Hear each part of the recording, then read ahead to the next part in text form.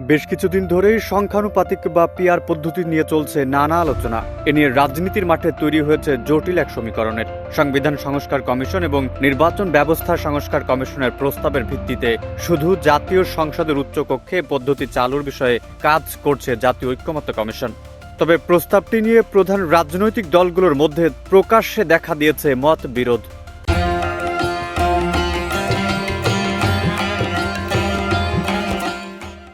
BNP সহ দলটির সমমনা অন্তত ৬টি দল ও জোট এ পদ্ধতির বিরোধিতা করছে। অন্যদিকে এনসিপি, এবি পার্টি সহ বেশিরভাগ রাজনৈতিক দল উচ্চ কক্ষে পিআর পদ্ধতি চালুর পক্ষে অবস্থান নিয়েছে। তবে জামায়াত ইসলামী এবং ইসলামী আন্দোলন বাংলাদেশ সংসদে উচ্চ কক্ষ এবং নিম্নকক্ষ দুই জায়গায় পিআর পদ্ধতি চালুর দাবি জানিয়েছে।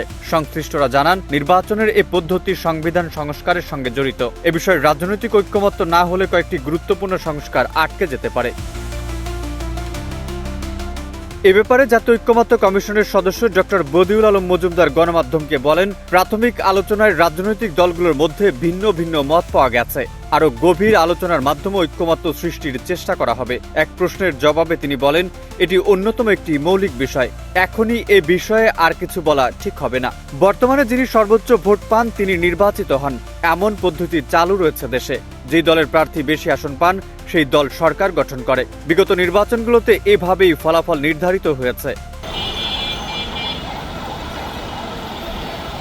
বর্তমানে রাজনীতিতে আলোচিত পিআর বা সংখ্যানুপাতিক প্রতিনিধিত্ব হচ্ছে রাজনৈতিক দলগুলোর মধ্যে তাদের প্রাপ্ত ভোটের অনুপাতে আসন পাবে। কোনো দল নির্বাচনে 10% ভোট পেলে ওই দল জাতীয় সংসদের 300 আসনের মধ্যে 30টি আসন পাবে। নির্বাচনের এই পদ্ধতি চালুর পক্ষে জোরালো প্রচারণা চালাচ্ছে বাংলাদেশ জামায়াত ইসলাম এবং ইসলামী আন্দোলন। যদিও বিএনপি এর ঘোর বিরোধিতা করেছে। দলটি মনে করছে এ পদ্ধতি চালুর নামে নির্বাচন পেছানোর চেষ্টা করা হচ্ছে। এমনকি এ পন্থায় আসন বাড়ার পথ তৈরি করতে চায় ছোট ছোট দলগুলো।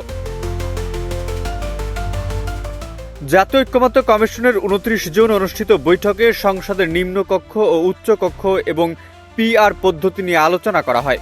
ওই বৈঠকে জাতীয় ঐক্যমত্য কমিশন তাদের প্রস্তাবে সংবিধান সংস্কার কমিশন ও নির্বাচন ব্যবস্থা সংস্কার কমিশনের প্রস্তাব একীভূত করে রাজনৈতিক দলগুলোর সামনে উপস্থাপন করে। ওইদিন বৈঠকে সংসদ দ্বিকক্ষ বিশিষ্ট করার প্রস্তাবে বিএনপি সহ বেশিরভাগ দল উচ্চকক্ষের নির্বাচন প্রক্রিয়া ও ক্ষমতা নিয়ে মত ভিন্নতা দেখা দেয়। ঐক্যমত্য কমিশনের প্রস্তাবে বাংলাদেশের প্রেক্ষাপটে উচ্চকক্ষে সংখ্যানুপাতিক নির্বাচন অবান্তর ধারণা বলে মত দেন বিএনপি নেতারা।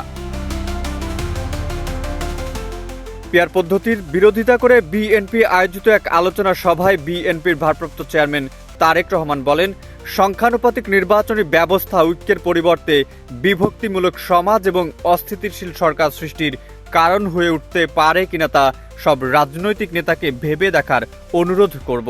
তিনি বলেন, সংখ্যানুপাতিক নির্বাচনী ব্যবস্থার আড়ালে আবার দেশের রাজনীতিতে ফ্যাসিস্ট পুনর্বাসনের পথ সুগম করে দেওয়া হচ্ছে কিনা তা সবার গুরুত্ব নিয়ে ভাবা দরকার।